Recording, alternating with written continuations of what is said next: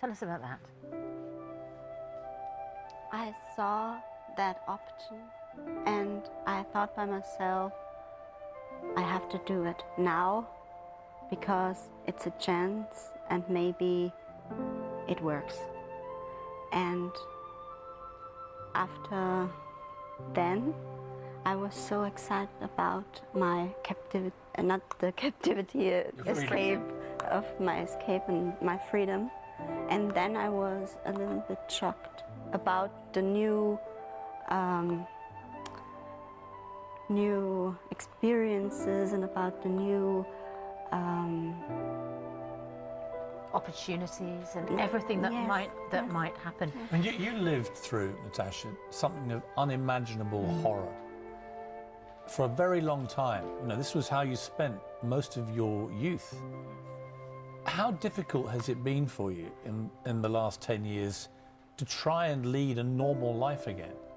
It was so difficult because there were so many influences from every side, and it wasn't easy to reintegrate myself.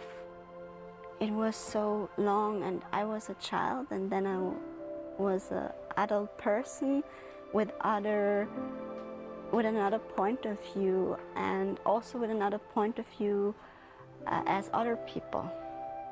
You were kept in that basement for 3 years. You were kept overall for 8 years.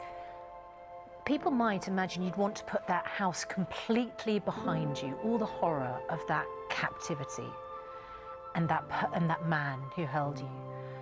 But instead you own the house and you visit the house. Can you explain why that is important to you rather than just getting rid of it? Maybe it's also to have the control, to have the power, and to have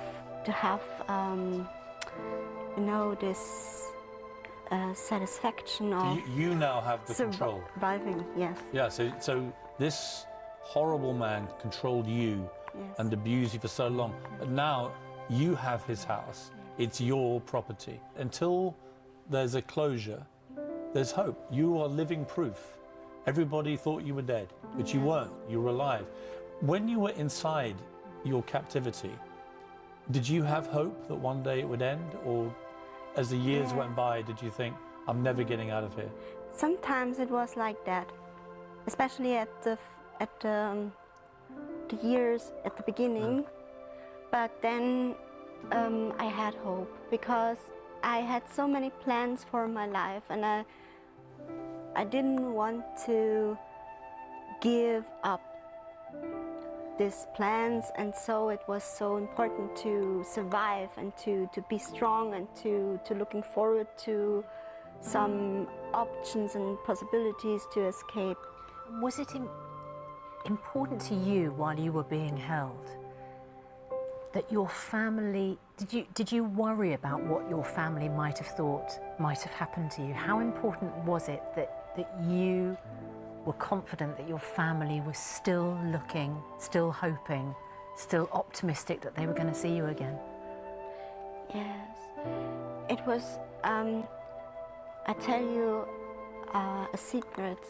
I was at the beginning crying because of my parents, because they didn't knew what happens to me, and it was so hard, and it was during the whole 8.5 years the same emotion. And I think it is, and it was so I had this kind of a feeling? Yes, that it's necessary to survive, to go back to my family and to go back to my normal life. The harrowing tale of how Natascha Kampusch survived 8 years in her kidnapper's cellar. Snatched from the street by Wolfgang Picklopil when she was just 10 years old, Natascha Kampusch never gave up on the idea that she would one day be free. On the first day she was allowed to walk to school alone, 10-year-old Natascha Kampusch daydreamed about throwing herself in front of a car. Her parents' divorce had taken its toll.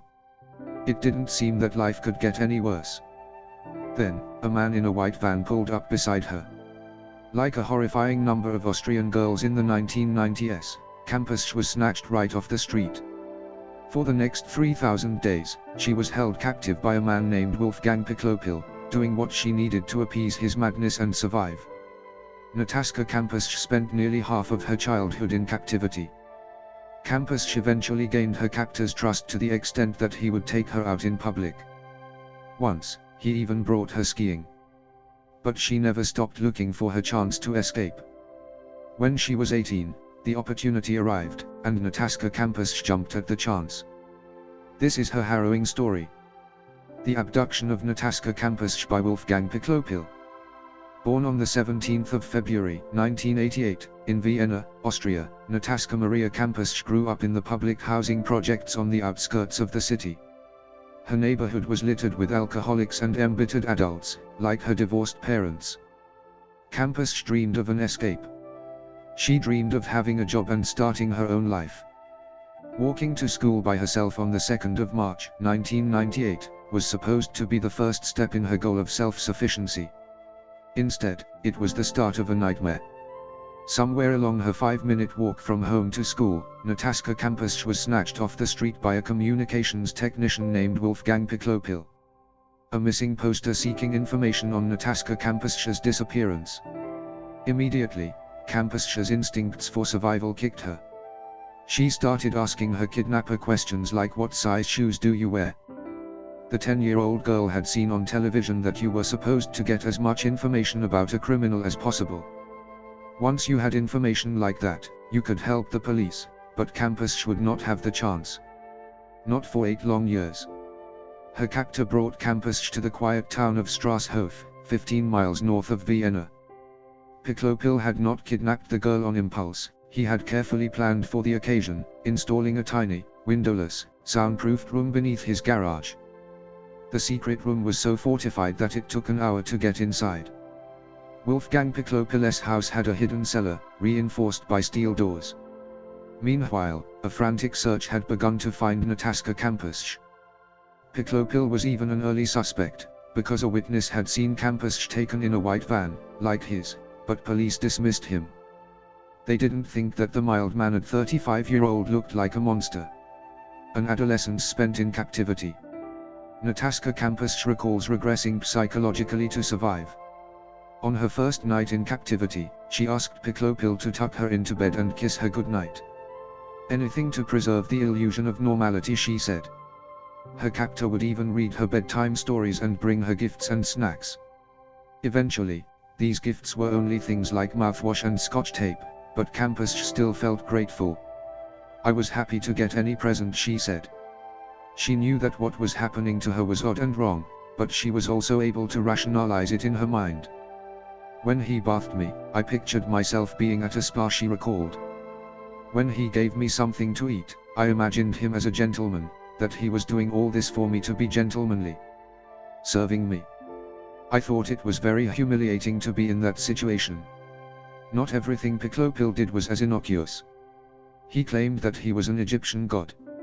He demanded that Kampusch call him maestro and my lord. As she got older and began to rebel, he beat her, up to 200 times a week, she said, denied her food, forced her to clean the house half naked, and kept her isolated in the darkness. Wolfgang Piklopil regularly abused Kampusch verbally, physically, and sexually. "I saw that I had no rights," recalled Kampusch. Also, he began to see me as a person who could do a lot of hard manual labor. Suffering under the oppression of her captor, whom Kampusch described as having 2 parts of his personality, one dark and brutal, Kampusch attempted multiple suicides. She has largely refused to talk about the sexual component of her abuse, which hasn't stopped tabloids from widely speculating about what happened to her. She told The Guardian that the abuse was minor. When it began, she recalled, he would tie her to his bed. But even then, all he wanted to do was cuddle. Remarkably, the dreams of independence that Kampusch had had when she was 10 never faded through all this. A couple of years into her captivity, she had a vision of meeting her 18-year-old self. "I will get you out of here, I promise you," the vision said. "Right now you are too small. But when you turn 18 I will overpower the kidnapper and free you from your prison." How Natascha Kampusch finally escaped. As the years stretched on, Piklopil grew more and more comfortable with his captive. He liked being listened to. Although he forced Natascha Kampusch to bleach her hair and clean his house, he also shared his thoughts about conspiracy theories with her, and even once took her skiing. Kampusch, meanwhile, never stopped looking for a chance to flee. She'd had some chances during the dozen or times that he'd taken her out in public, but she'd always been too scared to act. Now, approaching her 18th birthday, she knew that something inside her had begun to change. Risking a beating, she finally confronted her abductor. "You have brought a situation upon us in which only one of us can make it through alive," she told him. "I really am grateful to you for not killing me and for taking such good care of me. That is very nice of you. But you can't force me to stay with you. I am my own person with my own needs. This situation must come to an end." To her surprise, Kampusch wasn't beaten into a pulp or killed on the spot. A part of Wolfgang Piklopil, she suspected, was relieved that she had said it. A few weeks later, on the 23rd of August, 2006, Kampusch was cleaning Piklopil's car when he left to take a phone call. Suddenly, she saw her chance. "Previously he has observed me all the time," she recalled. "But because of the vacuum cleaner whirring in my hand, he had to walk a few steps away to better understand his caller." She tiptoed to the gate. Her luck held, it was unlocked. "I could hardly breathe," Kampusch said. "I felt solidified, as if my arms and legs were paralyzed. Jumbled images shot through me." She started to run. His captive gone, Wolfgang Piklopil promptly laid down in front of a train and killed himself. But not before he confessed everything to his best friend. "I am a kidnapper and a rapist," he said. Since her escape, Natascha Kampusch has transformed her trauma into 3 successful books. The first described her capture, the second, her recovery. Her third book discussed online bullying, of which Kampusch has become a target in recent years. "I was the embodiment that something in society wasn't right," Kampusch said of the online abuse. "So, in the mind of internet bullies, it couldn't have possibly happened the way I said it did. Her odd brand of fame," she said, "is bothersome and disturbing." But Kampusch refused to be a victim. In an odd twist, she inherited the house of her captor, and continues to tend to it. She doesn't want the house to become a theme park. These days, Natascha Kampusch prefers to spend her time riding her horse, Lolly. "I have learned to ignore the hate directed at me and only accept the nice things," she said. "And Lolly is always nice."